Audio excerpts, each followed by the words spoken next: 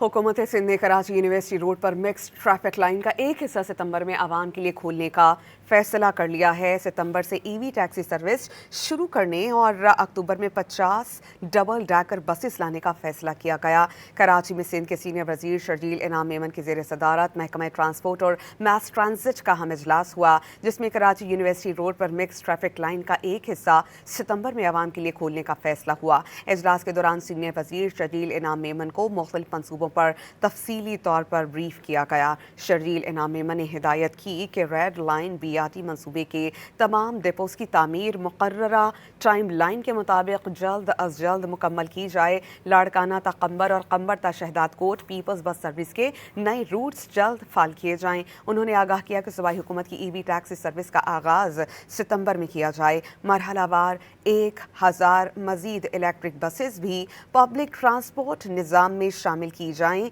50 नई double डैकर buses अक्टूबर में कराची पहुंच जाएंगी।